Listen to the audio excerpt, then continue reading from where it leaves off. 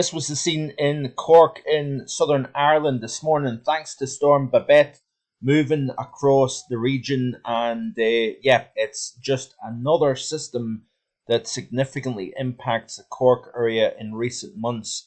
Thanks for clicking on to the Wednesday edition of Vogan's European Outlook. We did have, of course, Storm Betty in August, Storm Agnes in September, and now Storm Babette, all impacting with gale force winds and significant flooding to this region of Ireland here. It has been a hard time in recent times down in Cork, and this is just another example of some very significant rainfall in recent times.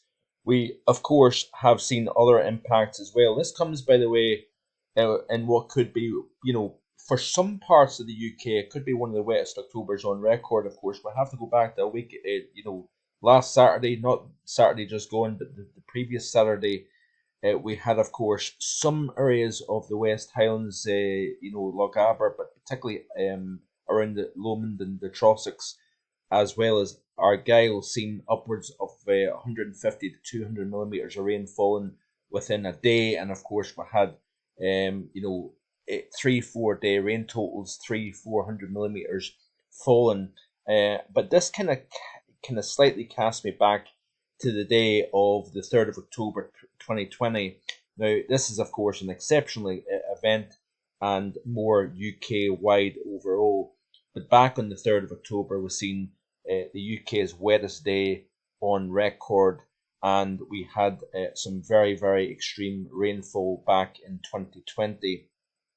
And of course, we've seen some very interesting things across the UK so far this October. We had a wet September. We're seeing a very wet October so far, where the entire October average has been met in some parts of Scotland. But over the next few days, we are going to see potentially record-breaking amounts of rainfall in some parts of Angus up in the southern portions of Aberdeenshire, with a red warning has been issued by the Met Office. You can see this warning here extending from Stonehaven, where we've had major flood events in recent years as well, of course, all the way down to Arbroath and westwards beyond to the hills just to the west of Forfar. So that A90 corridor, it's that upslope area just to the west of that, I think, where we could exceed 200 millimetres of rain over the next few days here. This is the current situation here. So we've got an area of low pressure on the just north of the French coast. So this is as of today at 1300 UTC. We've got another area of low pressure to the west. We've got this boundary between low pressure and higher pressure over Scandinavia. And of course, as we squeeze the pressure field together, you're increasing not only the southeasterly wind, but also slowing down that kind of northward progress of the frontal system as well. And that is going to be the problem here. So you've got that 979 to 981 millibar area of low pressure, elongated, stretched out to the southwest of the UK. And then, of course, we've got a 1020 plus millibar area of high pressure over Scandinavia. Now, as we play through the next few days, we'll have a look first and foremost at the rainfall currently. So, of course, through the late morning, early afternoon, we had some very heavy rainfall getting driven in on a southwesterly wind, or southeasterly wind, should I say, into that south coast of Ireland here, extending all the way from the southwestern tip all the way across the Waterford. We had some very, very heavy rainfall, and of course, mountainous area here as well, so we've got that upslope effect as well. Then, of course, we've got heavy rainfall and spreading across England and Wales.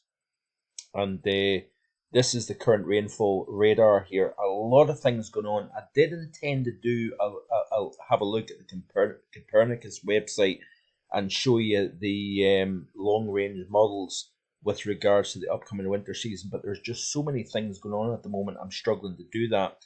I will try and do that hopefully tomorrow, so stay tuned for that. If you're a winter weather lover like myself, and like many of you here on the channel, be sure to hit that subscribe button. There is a lot of interesting things going on at the moment here, and I'm really trying my best to keep you abreast of the situation as we go forward. But this is the loop over the last 12 hours or so, looking at the heavy rainfall moving across Ireland, into Northern Ireland, up into England, Southern England, Wales, and then you've got another kind of boundary here with outbreaks of rain moving up through the Midlands and towards the greater Liverpool, Manchester and Leeds area, as you can see here. High and dry mainly across the north, and of course some folks across particularly Aberdeenshire, Angus, Tayside, Fife, probably saying, what's all the fuss about, when you can see sunshine and pleasant warm temperatures for the time of the year, of course. Anyway,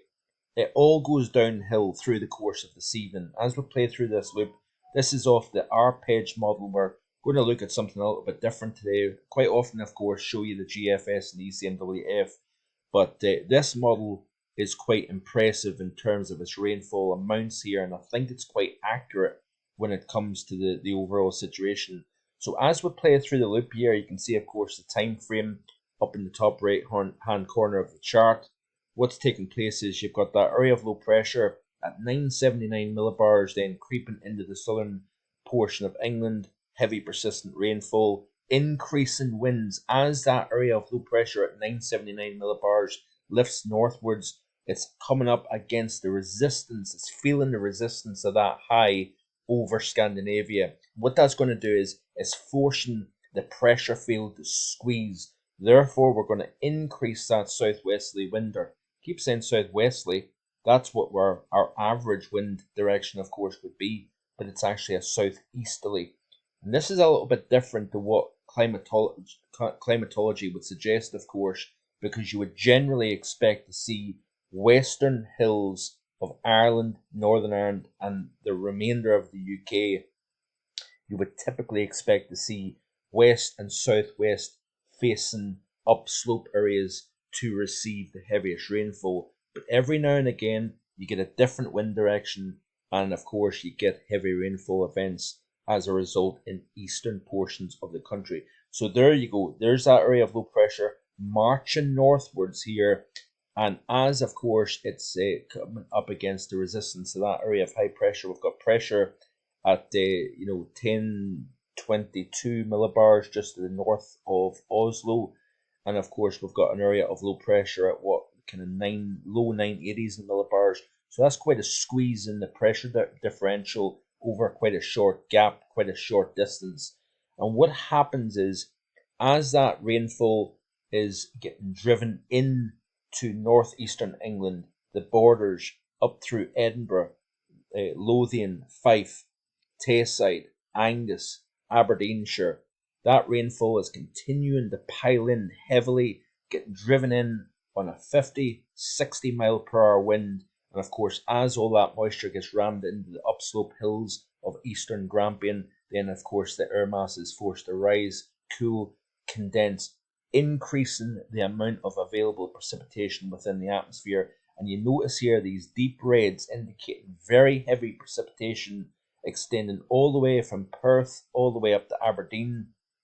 And of course, this is a prolonged spell of heavy rainfall. So this is midday tomorrow, UTC, of course, and you can see here that that rain does not go anywhere. It doesn't really ease off any either, and that is the major concern. By the time we reach tea time tomorrow night, we've probably exceeded 75 to 100 millimeters of rain, or that would be 3 to 4 inches of rain by the time we reach 24 hours from now. The problem is we've got all the way through the overnight into Friday morning and then right the way through Friday. Because what happens with this situation, folks, and this is why there's a red warning out, is because the pressure is actually increasing from Scandinavia and it's drifting towards the system itself. So what happens is it forces the boundary, that separation between the low and the high, and of course that corridor of heavy precipitation driving in off the North Sea, it then forces it to slide back south. And of course, as you see here into the early hours of Friday morning, that boundary isn't really going anywhere at all. You can see it's still stuck. Generally from about Aberdeen down towards the central belt here. And it's this eastern corner here, generally from Stonehaven down through Montrose, Arbroath, across to Forfar. That is the area that we're likely to see in excess of 200, possibly 250 millimetres of rainfall. But it's not just here. Notice here as we play through, this is at 11 UTC. Notice the pressure's increasing here as we move, just north of that boundary. We've got a pressure at 1,002 millibars here, just to the north of the boundary here. So we're increasing the pressure. So essentially that area of high pressure is putting pressure on that front and then trapping it in place, and it's going to then drift back south again. But what is interesting about this, as this boundary kind of drifts a little bit further south, we're keeping our close eye on this area of low pressure here, Biscay and on the way on the Atlantic coast of France.